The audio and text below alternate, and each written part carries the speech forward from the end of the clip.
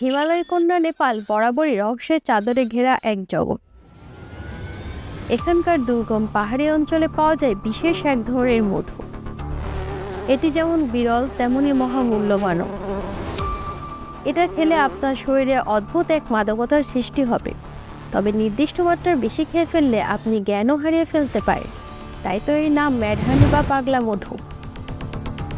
বিশ্বে যত রকম মধু পাওয়া যায় তার মধ্যে সবচেয়ে দামি ক্যাটাগরিতে পড়ে, তাই তো এর নাম ম্যাডহানি বা পাগলা মধু। এমন কি আছে এই মধুতে? আজকের পর্বে জানবো মাদকের বিকল্প হিসেবে ব্যবহৃত প্রাকৃতিক এই পাগলা মধুর বিস্তারিত। বিশ্বের অন্য গ্রহ ও বৈচিত্র্যের মেলায় নেপালেও রয়েছে ভিন্ন সংস্কৃতি।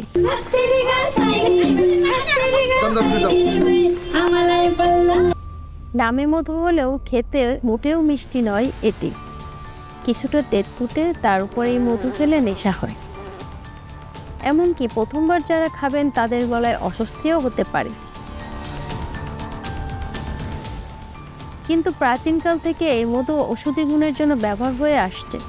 এমনকি হিমালয়ের কাছাকাছি নেপালি উপজাতিরাও ঠান্ডা কাশির প্রতিকার হিসাবে পাগলা মধুর উপর অনেকাংশ নির্ভরশীল।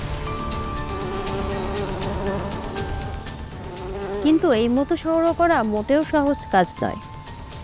মৌয়ালরা জীবনের ঝুঁকি নিয়ে এই মধু সংগ্রহ করেন। পৃথিবীর সবচেয়ে বড় মৌমাছি বাস করে নেপালের এই দুর্গম পাহাড়ে। এরা 3 সেন্টিমিটার পর্যন্ত লম্বা হয়। এই মৌমাছি রডোডেন্ড্রন নামক এক ফুল থেকে মধু সংগ্রহ করে থাকেন। এক গবেষণায় দেখা গেছে এই মধুর সাথে মিশে থাকে গায়োনোটক্সিন। এই গায়োনোটক্সিনের কারণেই ম্যাডহানি বিষাক্ত হয়ে ওঠে।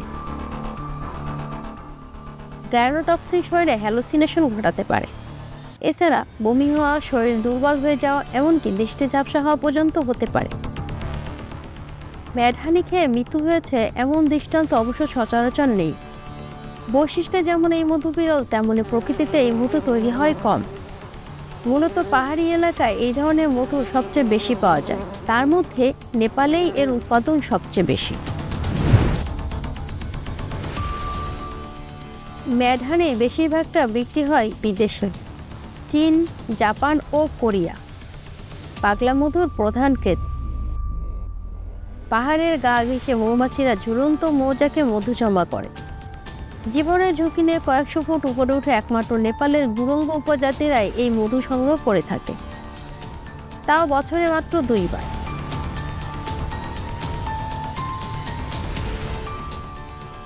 এই জন্য তাদেরকে 4 ঘন্টা খাড়া পাহাড় বেয়ে উপরে উঠতে হয়।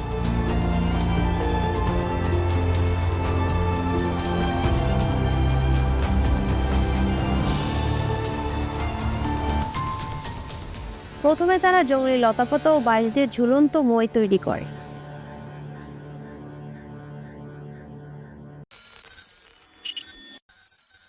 এই মই দিয়ে তারা কখনো পাহাড়ের উপরে দিয়ে, আবার কখনো পাহাড়ের নিচ থেকে ঝুলন্ত মই বেয়ে মৌচাকের কাছে উঠে যায়। কাজটি শুনতে যতটা না সহজ মনে হচ্ছে, বাস্তবতা কিন্তু ততটাই কঠিন। তাদের হাতে থাকে 25 ফুট লম্বা বাঁশ। মৌচাক কেটে রাখার জন্য বাঁশের মাথায় থাকে ঝুড়ি বাঁধা।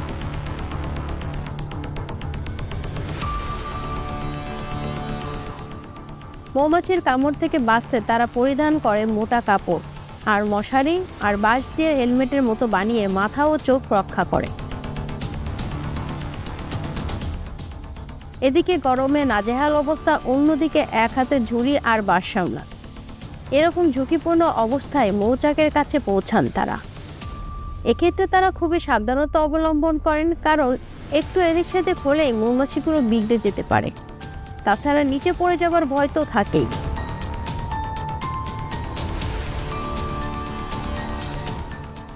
নিচ থেকে ধোঁয়া তৈরি করে মৌচাকের দিকে দেওয়া হয়, যাতে মৌমাছিগুলো পালিয়ে যায়। মৌচাকের যত কাছে তারা পৌঁছায়, মৌমাছিরাও তত আক্রমণাত্মক হয়ে ওঠে। খড়ের ধোঁয়ায় তারা দিশেহারা হয়ে এলোপাথাড়ি আক্রমণ করে। এই অবস্থায় কোনো সাধারণ মানুষের পক্ষে এক হাতে বাঁশ আর এক হাতে দড়ি মই ধরে রাখা অসম্ভব হলেও এই দক্ষ লোকেরা অবলীলায় তা করে যায়। বাঁশের সাথে লাগানো ধারালো ছুরির খোঁচায় মধুবর্তী মৌচাক এসে পড়ে।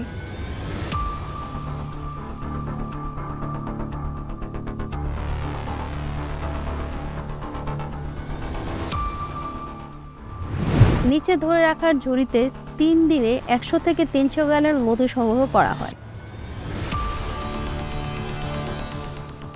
এরপর এই মধুকে ছাঁকনিতে দিয়ে মৌচাক ও মৃত মৌমাছি থেকে আলাদা করা হয়।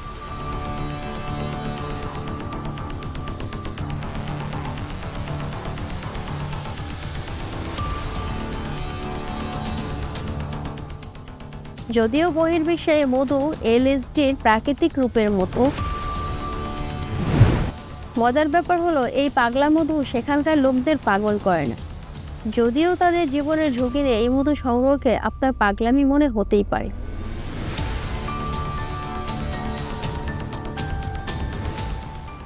নেপালি ইতিহাসের বইপত্র ঘাটলে এও জানা যায় যে একটা সময় ছোট্টুকে ঘায়েল করার জন্য ব্যবহৃত হতো ম্যানহানি।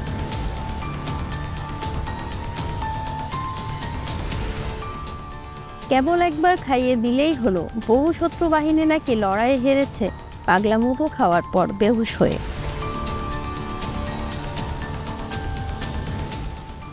বিশ্বের অভিজাত শ্রেণীর মানুষের কাছে চরম কাঙ্ক্ষিত হলেও আকর্ষণীয় মোড়ক ও বর্ণনার আড়ালে আছে নেপালি উপজাতিদের যন্ত্রণাও।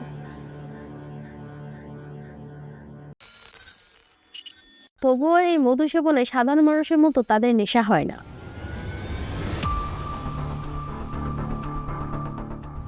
জীবিকার তাগিদে মধু সংগ্রহ করতে গিয়ে ফিরে আসেনি এমন মানুষ আছে বহু।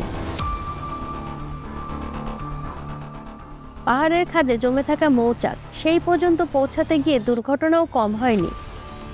তবে জীবনের ঝুঁকির তুলনায় আর্থিক নিরাপত্তা না থাকার কারণে গুরুং উপজাতিরাও তাদের এই পেশা ছেড়ে দিতে চাইছে।